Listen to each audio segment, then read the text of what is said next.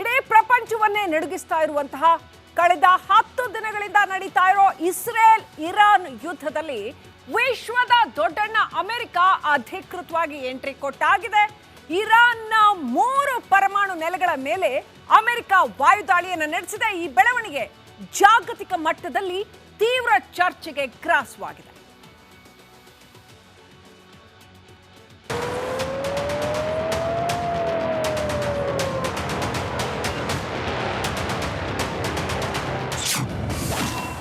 Israel Iran ಯುದ್ಧಕ್ಕೆ America entry.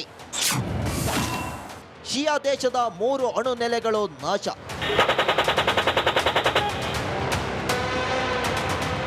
Iran Israel ನಡುವಿನ ಯುದ್ಧ ರಂಗಕ್ಕೆ ಕೊನೆಗೂ ಅಮೆರಿಕ ಎಂಟ್ರಿ ಕೊಟ್ಟಿದೆ. ಟ್ರಂಪ್ 2 ವಾರದ ಗಡುವು ನೀಡಿದ ಬೆನ್ನಲ್ಲೇ ವಾಯುಸೇನೆ ದಾಳಿ ಮಾಡಿರುವುದು ಇರಾನ್ಗೆ ನುಂಗಲಾರದ ತುತ್ತಾಗಿ ಪರಿಣಮಿಸಿದೆ. ಶಿಯಾ ದೇಶದ ಫೋರ್ಡೋ ನತಾಂಜ್ ಎಸ್ಫಹಾನ್ ಮೇಲೆ ಅಮೆರಿಕ ಭಯಾನಕ ದಾಳಿ ಮಾಡಿದೆ. U.S. military carried out massive precision strikes on the 3 key nuclear facilities in the Iranian regime, Fordo, Natanz, and Esfahan. Your bold decision to target Iran's nuclear facilities with the awesome and righteous might of the United States will change history. In Operation Rising Lion, Israel has done truly amazing things. But in tonight's action against Iran's nuclear facilities, America has been truly unsurpassed. Iran ಮೇಲೆ ದಾಳಿಗೆ B-2 bomber ಬಳಕೆ.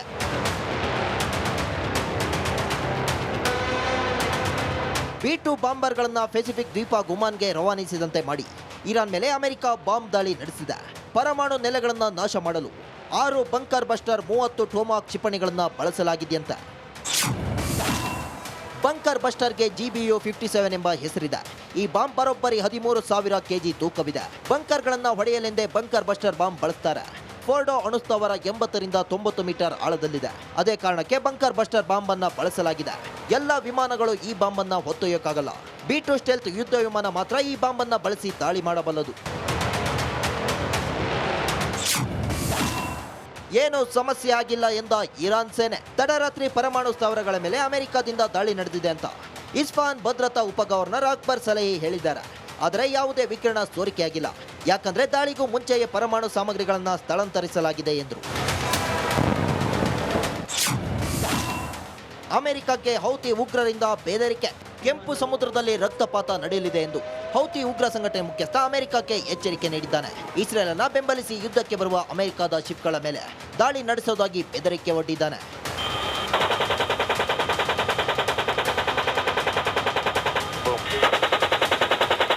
Desk republic Kannada.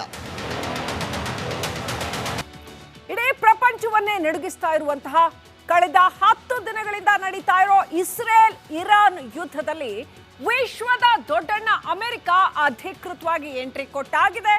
ಇರಾನ್ನ 3 ಪರಮಾಣು ನೆಲೆಗಳ ಮೇಲೆ America ವಾಯುದಾಳಿಯನ್ನು ನಡೆಸಿದೆ. ಈ ಬೆಳವಣಿಗೆ ಜಾಗತಿಕ ಮಟ್ಟದಲ್ಲಿ ತೀವ್ರ ಚರ್ಚೆಗೆ ಗ್ರಾಸವಾಗಿದೆ.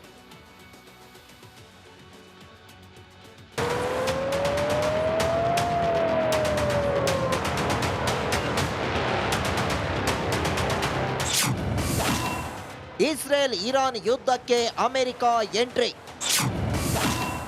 ಶಿಯಾ ದೇಶದ 3 ಅಣು ನೆಲೆಗಳು ನಾಶ.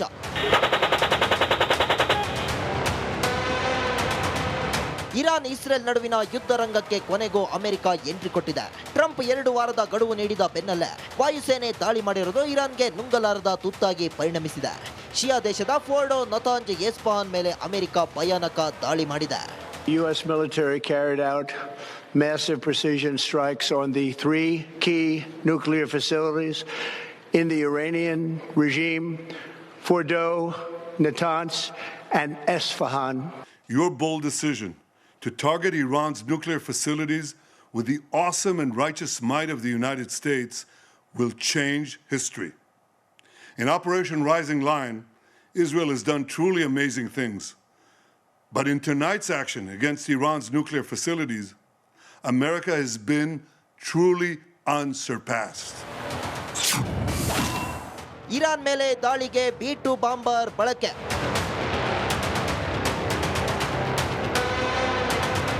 B-2 ಬಾಂಬರ್ಗಳನ್ನ ಪೆಸಿಫಿಕ್ ದ್ವೀಪ ಗುಮಾನ್ಗೆ ರವಾನಿಸಿದಂತೆ ಮಾಡಿ ಇರಾನ್ ಮೇಲೆ ಅಮೆರಿಕ ಬಾಂಬ್ ದಾಳಿ ನಡೆಸಿದೆ. ಪರಮಾಣು ನೆಲೆಗಳನ್ನು ನಾಶ ಮಾಡಲು 6 ಬಂಕರ್ ಬಸ್ಟರ್ 30 ಟೊಮಾಕ್ ಕ್ಷಿಪಣಿಗಳನ್ನು ಬಳಸಲಾಗಿದೆಯಂತೆ. ಬಂಕರ್ ಬಸ್ಟರ್ಗೆ GBU 57 ಎಂಬ ಹೆಸರಿದೆ. ಈ ಬಾಂಬ್ ಬರೋಬ್ಬರಿ 13,000 ಕೆಜಿ ತೂಕವಿದೆ. ಬಂಕರ್ಗಳನ್ನು ಹೊಡೆಯಲೆಂದೇ ಬಂಕರ್ ಬಸ್ಟರ್ ಬಾಂಬ್ ಬಳಸ್ತಾರೆ. ಫೋರ್ಡೋ ಅಣುಸ್ಥಾವರ 80 ರಿಂದ 90 ಮೀಟರ್ ಆಳದಲ್ಲಿದೆ. ಅದೇ ಕಾರಣಕ್ಕೆ ಬಂಕರ್ ಬಸ್ಟರ್ ಬಾಂಬ್ ಅನ್ನ ಬಳಸಲಾಗಿದೆ. ಎಲ್ಲ ವಿಮಾನಗಳು ಈ ಬಾಂಬ್ ಅನ್ನ ಹೊತ್ತೊಯ್ಯಕ್ಕಾಗಲ್ಲ. B-2 ಸ್ಟೆಲ್ತ್ ಯುದ್ಧ ವಿಮಾನ ಮಾತ್ರ ಈ ಬಾಂಬ್ ಅನ್ನ ಬಳಸಿ ದಾಳಿ ಮಾಡಬಲ್ಲದು. ಏನು ಸಮಸ್ಯೆ ಆಗಿಲ್ಲ ಎಂದ ಇರಾನ್ ಸೇನೆ ತಡರಾತ್ರಿ ಪರಮಾಣು ಸ್ಥಾವರಗಳ ಮೇಲೆ ಅಮೆರಿಕದಿಂದ ದಾಳಿ ನಡೆದಿದೆ ಅಂತ ಇಸ್ಫಾನ್ ಭದ್ರತಾ ಉಪ ಗವರ್ನರ್ ಅಕ್ಬರ್ ಸಲೇಹಿ ಹೇಳಿದ್ದಾರೆ. ಆದರೆ ಯಾವುದೇ ವಿಕಿರಣ ಸೋರಿಕೆಯಾಗಿಲ್ಲ. ಯಾಕಂದ್ರೆ ದಾಳಿಗೂ ಮುಂಚೆಯೇ ಪರಮಾಣು ಸಾಮಗ್ರಿಗಳನ್ನು ಸ್ಥಳಾಂತರಿಸಲಾಗಿದೆ ಎಂದರು. ಅಮೆರಿಕಕ್ಕೆ ಹೌತಿ ಉಗ್ರರಿಂದ ಬೆದರಿಕೆ. ಕೆಂಪು ಸಮುದ್ರದಲ್ಲಿ ರಕ್ತಪಾತ ನಡೆಯಲಿದೆ ಎಂದು ಹೌತಿ ಉಗ್ರ ಸಂಘಟನೆ ಮುಖ್ಯಸ್ಥ ಅಮೆರಿಕಕ್ಕೆ ಎಚ್ಚರಿಕೆ ನೀಡಿದ್ದಾನೆ. ಇಸ್ರೇಲ್ ಅನ್ನ ಬೆಂಬಲಿಸಿ ಯುದ್ಧಕ್ಕೆ ಬರುವ ಅಮೆರಿಕದ ಶಿಪ್ಗಳ ಮೇಲೆ ದಾಳಿ ನಡೆಸುವುದಾಗಿ ಬೆದರಿಕೆ ಒಡ್ಡಿದ್ದಾನೆ.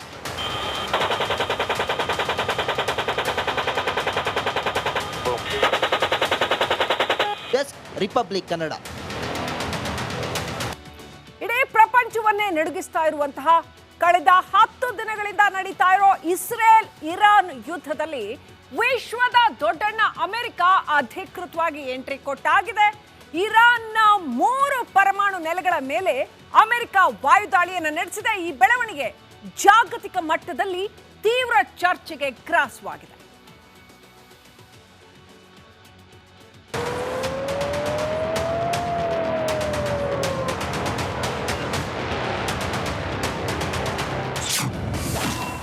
ಇಸ್ರೇಲ್ ಇರಾನ್ ಯುದ್ಧಕ್ಕೆ ಅಮೆರಿಕ ಎಂಟ್ರಿ. ಶಿಯಾ ದೇಶದ 3 ಅಣು ನೆಲೆಗಳು ನಾಶ.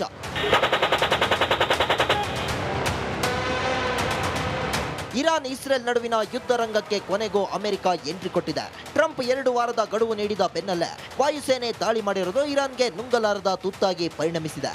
ಶಿಯಾ ದೇಶದ ಫೋರ್ಡೋ, ನತಾಂಜ್, ಎಸ್ಫಹಾನ್ ಮೇಲೆ ಅಮೆರಿಕ ಭಯಾನಕ ದಾಳಿ ಮಾಡಿದೆ.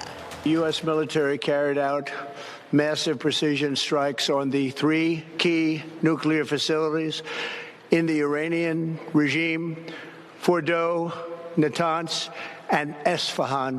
Your bold decision to target Iran's nuclear facilities with the awesome and righteous might of the United States will change history.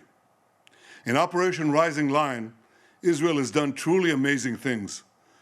But in tonight's action against Iran's nuclear facilities, America has been truly unsurpassed. Iran ಮೇಲೆ ದಾಳಿಗೆ B-2 bomber ಬಳಕೆ.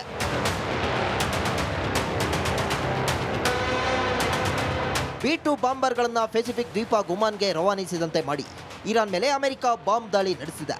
ಪರಮಾಣು ನೆಲೆಗಳನ್ನು ನಾಶ ಮಾಡಲು 6 bunker buster 30 ಟೊಮಾಕ್ ಕ್ಷಿಪಣಿಗಳನ್ನು ಬಳಸಲಾಗಿದೆಯಂತೆ. Bunker ಬಸ್ಟರ್ಗೆ GBU 57 ಎಂಬ ಹೆಸರಿದೆ. ಈ ಬಾಂಬ್ ಬರೋಬ್ಬರಿ 13,000 ಕೆಜಿ ತೂಕವಿದೆ. ಬಂಕರ್ಗಳನ್ನು ಹೊಡೆಯಲೆಂದೇ ಬಂಕರ್ ಬಸ್ಟರ್ ಬಾಂಬ್ ಬಳಸ್ತಾರೆ. ಫೋರ್ಡೋ ಅಣುಸ್ಥಾವರ 80 ರಿಂದ 90 ಮೀಟರ್ ಆಳದಲ್ಲಿದೆ. ಅದೇ ಕಾರಣಕ್ಕೆ ಬಂಕರ್ ಬಸ್ಟರ್ ಬಾಂಬ್ ಅನ್ನ ಬಳಸಲಾಗಿದೆ. ಎಲ್ಲ ವಿಮಾನಗಳು ಈ ಬಾಂಬ್ ಅನ್ನ ಹೊತ್ತೊಯ್ಯಕ್ಕಾಗಲ್ಲ. B-2 ಸ್ಟೆಲ್ತ್ ಯುದ್ಧ ವಿಮಾನ ಮಾತ್ರ ಈ ಬಾಂಬ್ ಅನ್ನ ಬಳಸಿ ದಾಳಿ ಮಾಡಬಲ್ಲದು. ಏನು ಸಮಸ್ಯೆ ಆಗಿಲ್ಲ ಎಂದ ಇರಾನ್ ಸೇನೆ ತಡರಾತ್ರಿ ಪರಮಾಣು ಸ್ಥಾವರಗಳ ಮೇಲೆ ಅಮೆರಿಕದಿಂದ ದಾಳಿ ನಡೆದಿದೆ ಅಂತ ಇಸ್ಫಾನ್ ಭದ್ರತಾ ಉಪ ಗವರ್ನರ್ ಅಕ್ಬರ್ ಸಲೇಹಿ ಹೇಳಿದ್ದಾರೆ. ಆದರೆ ಯಾವುದೇ ವಿಕಿರಣ ಸೋರಿಕೆಯಾಗಿಲ್ಲ. ಯಾಕಂದ್ರೆ ದಾಳಿಗೂ ಮುಂಚೆಯೇ ಪರಮಾಣು ಸಾಮಗ್ರಿಗಳನ್ನು ಸ್ಥಳಾಂತರಿಸಲಾಗಿದೆ ಎಂದರು. ಅಮೆರಿಕಕ್ಕೆ ಹೌತಿ ಉಗ್ರರಿಂದ ಬೆದರಿಕೆ. ಕೆಂಪು ಸಮುದ್ರದಲ್ಲಿ ರಕ್ತಪಾತ ನಡೆಯಲಿದೆ ಎಂದು ಹೌತಿ ಉಗ್ರ ಸಂಘಟನೆ ಮುಖ್ಯಸ್ಥ ಅಮೆರಿಕಕ್ಕೆ ಎಚ್ಚರಿಕೆ ನೀಡಿದ್ದಾನೆ. ಇಸ್ರೇಲ್ ಅನ್ನ ಬೆಂಬಲಿಸಿ ಯುದ್ಧಕ್ಕೆ ಬರುವ ಅಮೆರಿಕದ ಶಿಪ್ಗಳ ಮೇಲೆ ದಾಳಿ ನಡೆಸುವುದಾಗಿ ಬೆದರಿಕೆ ಒಡ್ಡಿದ್ದಾನೆ.